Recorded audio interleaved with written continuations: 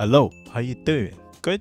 That's what we need. Listen, we got another session of questionable TikToks. That's what we're here for, at least today. Everyone needs to know what's happening in Syria right now. More than 1,000 people have been killed in just 2 days, and the vast majority of those being civilians. To make it worse, some estimates put the death toll much higher than 1,000. Other reports say that those civilians were because to them, the more fear you have, the better you taste to them. Everyone needs to know what's happening in Syria right now. More than 1,000 people have been killed in just 2 days, and the vast majority of those being civilians. To make it worse, some estimates put the death toll much higher than 1,000. Other reports say that those civilians were mostly killed execution style, and that this is now among the highest death tolls in Syria for 14 years. So why is this happening? Well, as most will probably remember, late last year, the Assad regime was overthrown after 53 years in power, and it made global headlines. It technically ended their 13-year civil war, and since then, a new leadership has been trying to establish order. However, not everyone is on board. The fighting began again on Thursday after loyalists to the previous Assad regime ambushed security forces of the new Syrian government. But right now, the question is whether the new government can actually stabilize Syria, or if this will turn into yet another long, deadly, drawn-out war. It's wild because they had decades to build their wealth and to build some sort of allegiance to them because they have some following, because clearly they have people that are willing to do crazy stuff for the sake of the regime. I don't know, is the new government capable enough to navigate this and sort this out? I just pray for the people that are over there in Syria, because this is just wild. 1,000 people in 2 days. Here's 5 dark facts about the world's most mysterious island. Our number 1, it's actually illegal to travel to this island because there's a tribe of people that have been isolated here for between 30,000 to 60,000 years. And that tribe of people is called the Sentinelese. And this is called North Sentinel Island, which is in the Indian Ocean. Not only is it illegal to travel there to protect the tribe, but it's also to protect you from the tribe. Like, they're the definition of on-site. This guy, John Allen Chow, I think, he found out the hard way back in 2018 when he went onto the island illegally. And yeah, it didn't last very long. John was an American missionary, and he hired some locals to take him to the island illegally. So the local fishermen got him to the border of the restricted zone, and he took a smaller canoe into the restricted zone. That way he could be more elusive and made it onto the beach. And he actually attempted this 2 different days. On the first day, he made it onto the beach, and then he started singing hymns and songs of worship and trying to talk to them about Jesus. But that's when a young boy shot an arrow at him, and it hit the Bible instead of him. So John retreated and went back to the boat where the locals were, and he wrote about all of this in his journal. And then the next day he came back, but he was a little bit skittish, and he gave the journal to the local fishermen. And here's a couple quotes from his journal. I hollered, "My name is John, I love you and Jesus loves you," before being shot at. "God, I don't want to die. Who will take my place if I do? And I think it's worth it to declare Jesus to these people." So he went back the next day, made it onto the beach, and at first the tribe tried to shoo him off, but he kept pressing, and they eventually just shot him with arrows. The local fishermen that he hired said that they saw the tribe dragging his body across the beach and then later buried it. Also in 2006, some fishermen broke down and their boat washed ashore, and they did not live very long after. But the tribe has kind of a good reason on why they're pretty hostile towards outsiders, and everyone can thank this dude Maurice Portman. So one day in 1880, he decides to take his crew, heavily armed by the way, over to the island and do some exploring. When they land on the island, the tribe sees them and goes into hiding deep within the island. So by the time Portman and his crew make it to their village, it's basically empty except for an elderly couple and 4 children who probably didn't have time to escape. The village was made up of grass huts, and the fires were still going, so obviously they just ran off and were hiding. But yeah, instead of just saying hi to the children and the elderly couple, they kidnapped them. Apparently he wanted to study them, so he took them back to Port Blair. But by the time they got back to Port Blair, all of the tribe members were sick because they didn't have an immunity to all of the germs that the outsiders had. Unfortunately, the older couple ended up dying, so Portman decides to take the kids back to the island before they die. So they literally just drop the 4 sick kids off on the beach with some gifts and leave them there, and they have no idea what kind of impact that had on the tribe. Like, that could have decimated their population, and we don't even know it because they probably didn't have immunity to those germs because obviously the kids were sick from it.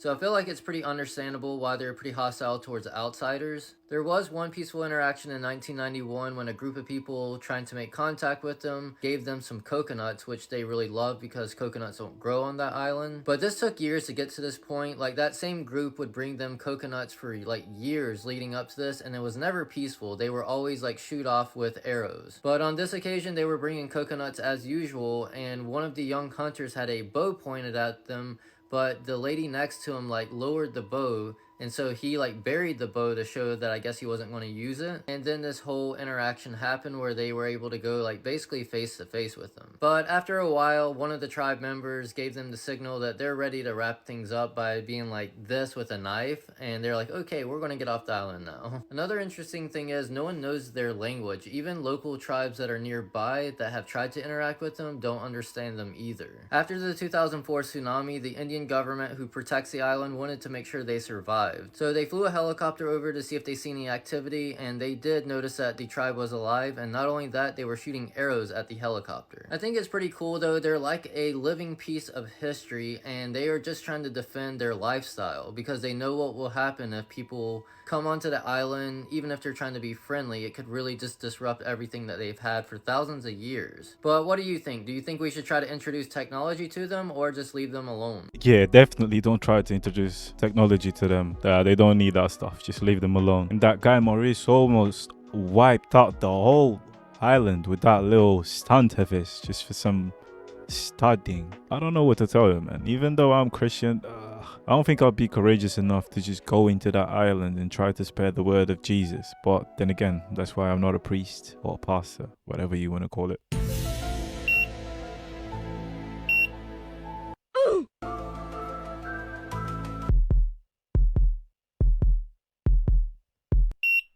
Got him! What?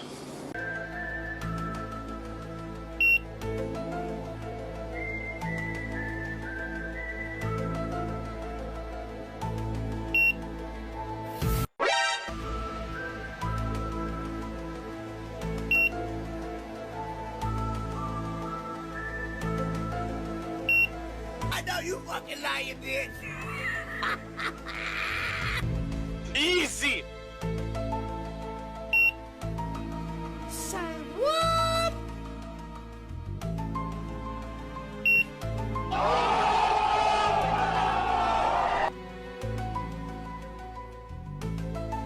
Bruh. I ain't gonna lie to you, what Amazon is wild for selling these, but the wildest thing is just this lady's out there judging you, and I know she can get access to the names, so it's just crazy, bro. Are you comfortable? Listen, I think this is the only job that we can all agree can just go to a robot. Just give it to a robot, because why is this lady all up on my business? Not my business. I don't buy those things. Stop looking at me like that. This woman discovered a weird code that could bend reality. She used it for 30 years and had an insanely high success rate. This is Helen Hadsel. She passed away in 2010, but she was accused of being maybe a scammer, or she had some type of illegal thing going on because of how many times she would win prizes. She won over 1,000 different prizes, and one time she even won a house. She won all this from entering contests in newspapers or magazines. But this wasn't just luck. She had a very specific system. It was a 4-letter formula called SPEC, which meant select it, project it, expect it, and collect it. She wrote a book on it called The Name It and Claim It Game. She would always say, see your success vividly in your mind. She would imagine hearing her name called, holding the prize in her hands, experiencing the emotions of winning. She would visualize that continuously. Helen believed you had to expect your success, not hope for it, because hope means uncertain and doubt blocks manifestation. Her philosophy was the universe rewards actions, not daydream. In 1969, she manifested a house, entered a contest for it. Out of the tens of thousands of entries, hers was chosen. She visualized it every single day until it was hers. Let me try to manifest. Let me. Should I just be thinking about winning the lottery then? Feeling of getting that paper. The feeling of giving 40% to the government. I'm gonna be thinking about that. Guess my fart.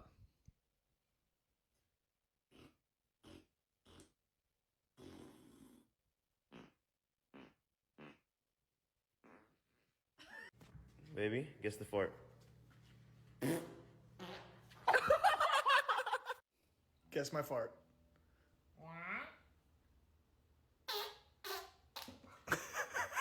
Guess my fart.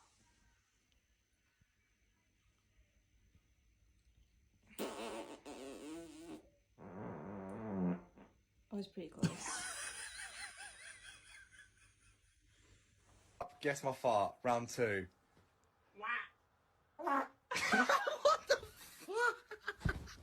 Guess my fart.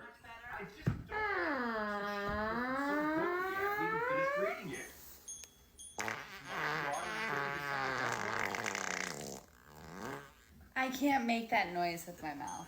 Brother man, I think you shot yourself there. That's illegal what you did there. You know it's official when you're sharing fart jokes, you know? She doesn't have anxiety. Oh dear, I do have a lot of anxiety, but I just know I'm not gonna get out of here alive.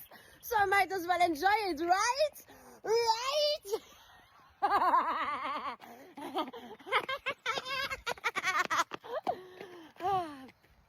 See, I was stressed, but that felt good. She's always chasing someone. And there's always a guy, bro. She's always chasing guys. What is wrong with this lady? Listen, I'm just gonna move on because, yeah, I ain't dealing with all of this. My ophthalmologist almost swore to his face that my last eye exam results were wrong. For those who don't believe it's possible to naturally restore vision, here's the proof. I went from a diagnosis of 8.00 in my right eye and 7.50 in my left eye to having my vision fully corrected without surgery, without expensive treatments, and without ever touching another pair of glasses again. Here's my eye exam from August 7th. It clearly shows severe myopia, right eye minus 8.00, left eye minus 7.50. And now, look at this updated exam from October 10th. No issues in the right eye, no issues in the left eye. Perfect 20/20 vision, crystal clear. The best part? I achieved this 100% naturally. And it had nothing to do with glasses, contacts, or eye surgery. It all started when I discovered a tribal vision awakening ritual, which is a powerful vision-restoring breakthrough uncovered by a top neuroscientist from Boston. His research exposed a hidden brain switch that controls eyesight, something eye doctors never talk about. He found that vision problems like myopia, blurry vision, and even cataracts aren't just about weak eyes, but actually stem from switched-off special cells inside the brain. Once I started using his simple daily method, my eyesight improved faster than I ever thought possible.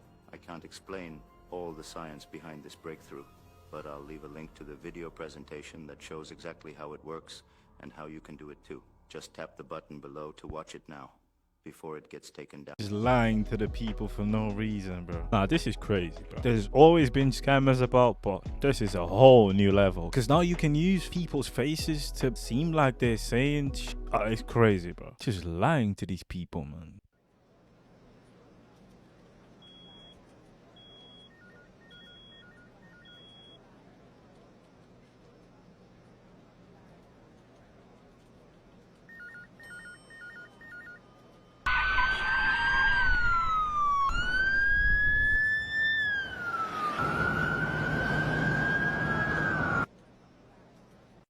What the fuck?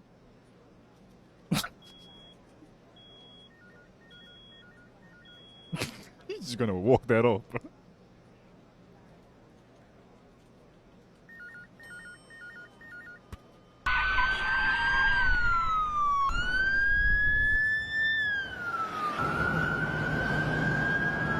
I see that last one had to be a movie scene. Ain't no way someone's out there actually doing this. Because if I was some type of chief police and I saw my officer doing this, yeah, you're out.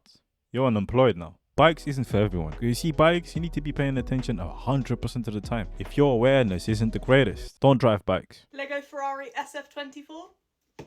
Let's build it.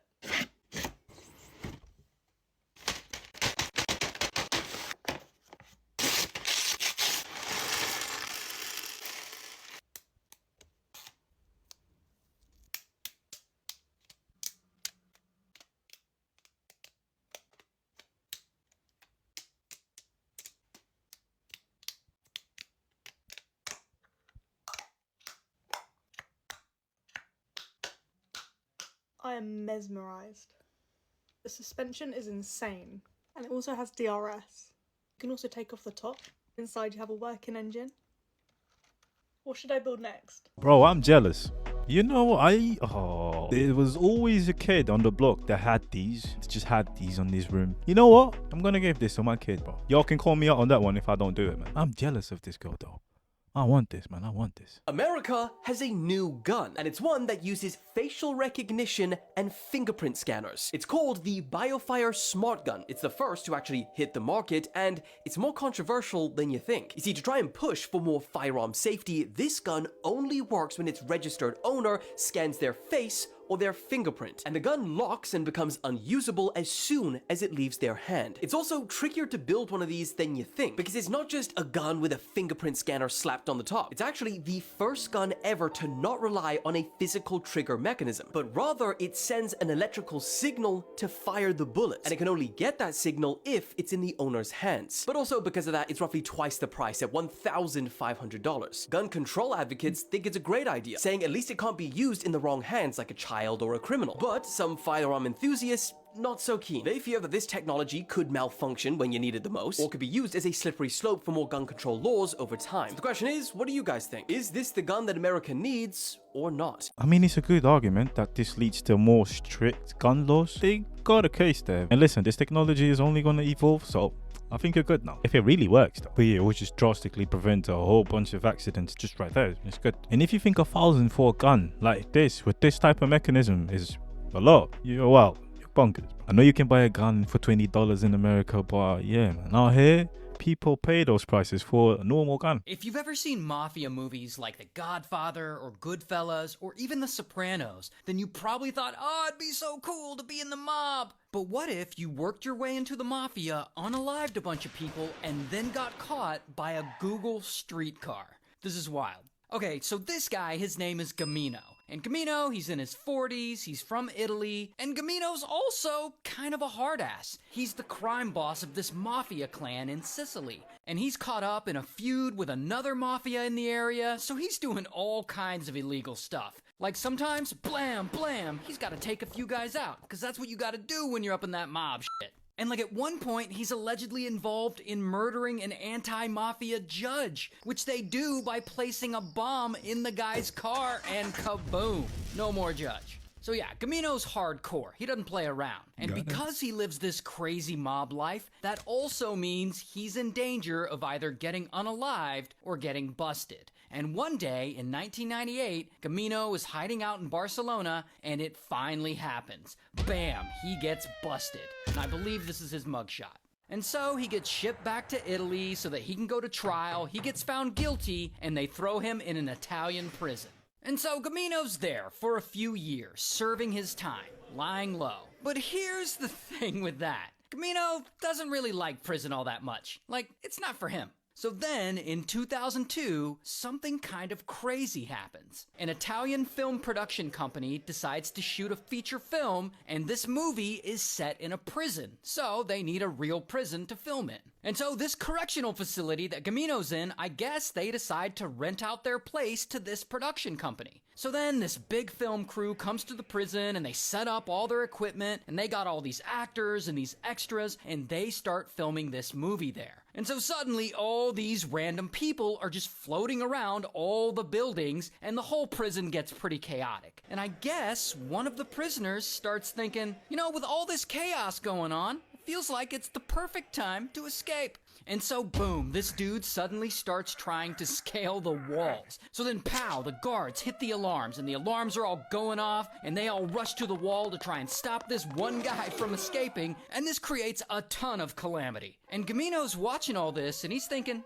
hey, maybe I could escape. See, here's the thing about prisons in Italy. In the US, most prisoners wear like standard orange jumpsuits. But in Italy and most of Europe, prisoners actually wear their own civilian clothing. Like within reason, I don't think they're allowed to just show up in like a thong or something, but they wear their own clothes. And so Gamino low-key slips in with all the movie extras and film crew. And because there's this prison break going on, the prison staff go to the film crew and they're like, all right, for your own safety, you all need to get the hell out until we can fix this issue with the guy trying to scale the walls. And so then the guards usher all the civilians out of the prison, and they unknowingly usher Gamino out with them.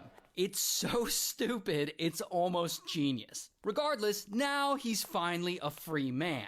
But he knows he needs to get the hell out of there and probably get the hell out of Italy altogether. So he flees. He flees Italy and he makes his way over to Spain. And there, over the next few years, he starts making a new life for himself, away from everyone he once knew, so that no one will ever find him or figure out that he's a wanted ex-mafia boss. And so he finds a little town right outside of Madrid where he can live, and he changes his name, he cuts off all contact with his family and everyone he used to know back in Italy, he gets a job in a restaurant as a cook, he eventually meets a nice woman in Spain and he gets married. And then even more years go by, and he opens his own restaurant, like an Italian restaurant where he specializes in pizza and Sicilian food, because, you know, he's Italian. And when that restaurant fails, he opens another little business, a fruit and vegetable shop called El Huerto de Manu, or Manuel's Garden. Manuel is what he changed his name to when he fled to Spain. Regardless, things are going great for him, and he's living like a pretty normal life.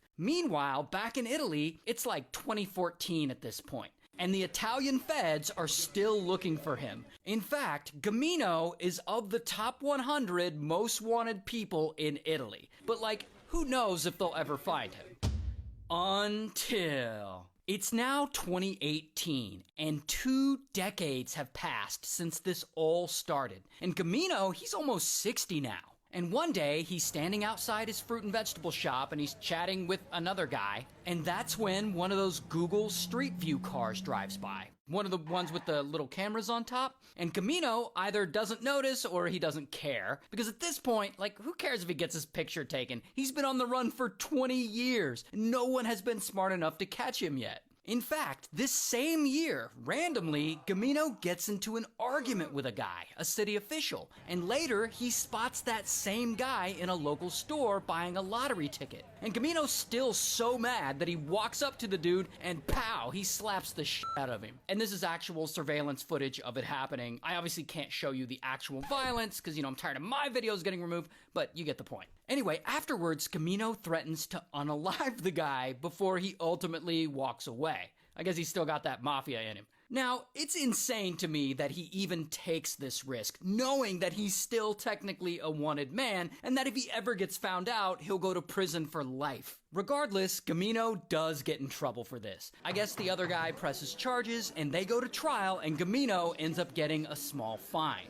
But here's the crazy thing though, after all that, the Spanish government still doesn't figure out who he is, a former mob guy who's wanted back in Italy. Okay, but then, a few years later, in 2022, the Italian feds get a little tip. A tip that Gamino is still alive and that he's now living somewhere in Spain. And so now the feds just need to figure out exactly where. And so they keep researching and they keep digging and they hear that he might be connected to a little fruit and vegetable shop in a small town outside of Madrid called El Huerto de Manu.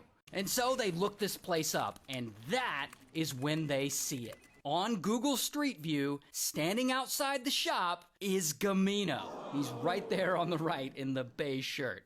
And so the Italian feds are like, no way. Is that actually the guy? But they can't be sure. Because, you know, as you can see from the image, Google Street View blurs your face out. Here's the thing though, the phone number to the shop is printed right on the sign above Gamino. Like literally his phone number is right above him. And so the feds, they get this number and they Google it, and that number is the same number for a restaurant in the same area that closed down a few years before. An Italian restaurant that specializes in pizza and Sicilian food. The same restaurant Gamino used to own, and his picture is still up on the Facebook page. And the Italian feds see this and they're like, Mamma mia, that's the guy we've been looking for. And so they hit up Spanish police and they organize this whole raid, and then they swoop in and bam, they arrest him. And I don't have a mugshot of him, but here is some footage of him being escorted by police. An Italian mafia boss who's been on the run for decades has been arrested after he was spotted on Google Maps in Spain. And so then he's extradited back to Italy, where he's sent back to prison to finish serving his sentence for life. Nah, they gotta make a movie about this guy. He casually just walked away from this, went to another country, built a whole new life. This happened a couple months ago. Here in my country, a couple of guys just left prison. One had a ladder. A ladder? Huh? How are you gonna escape prison just with a ladder? You're gonna tell me that the only thing separating you from prison is a ladder? Okay, breaking news. If you are a man in Poland, you're gonna want to hear this, because the Polish Prime Minister, Donald Tusk, yes, I know it sounds like a mashup between Elon Musk and Donald Trump. Anyway, he has just announced that plans are now being made to prepare large-scale military training for every adult male in Poland. Shit's getting real. He said, we will try and have a model ready by the end of this year so that every adult male in Poland is trained in the event of war. He said that Poland needs an army of at least 500,000, including reserves, and they're currently at 200,000. So they are trying to more than double their army. Oh, and don't think that you're safe, the rest of Europe, because today also all 27 EU member countries approved a Rearm Europe program that will see an increase of defense spending by 800 billion. You might as well make it a nice flat 1 trillion at that point. Man, I mean, I said it before and I'll say it again. We are witnessing a major reshaping of global politics right now. And I'll keep you guys updated. I don't know, guys. It's looking a little bit suspicious, though. It might ask us to fight here in Portugal as well, man. It might ask the rest of Europe to go fight for Ukraine. It's getting serious, though. It's getting real serious. I don't want to go fight some war, man. I ain't gonna lie, but if I was Polish, I would be running if I could. I would be out of there. But then again, you gotta defend your country. It's a double conundrum. Because if you stay, you might die. But if you live, you're clearly killing your family and your generation and everything. Just everything about your country. So it's hard to navigate that. 13 years as a pussy doctor, and nobody believes me when I tell them this. Pineapple cucumber salad will clear out all the poop stuck in your gut. This mix creates a natural laxative, making you feel lighter overnight. Lemon balm is 98% more effective than Ozempic. If you want a tutorial on how to make it, comment lemon balm and I will send it your way. Eating pineapple will get rid of any fishy smell down there, as it balances your pH levels. Tana oil will get rid of any gray hair you have and will even boost hair growth by 97%. You'll find the purest form in the link in my bio. I cannot saucibly share all of the secrets I learned in these short videos. If you want to learn more, I have a newsletter called Holistic Life Hub, where I reveal everything. 13 years as a pussy doctor, and nobody believes me when I tell them this. Pineapple. I heard that the second time and it still got me, bro. That's wild, but hey, y'all better start eating some pineapple. With that being said, guys, I appreciate your time. Appreciate you for being here. You have a good day. Take care of yourself.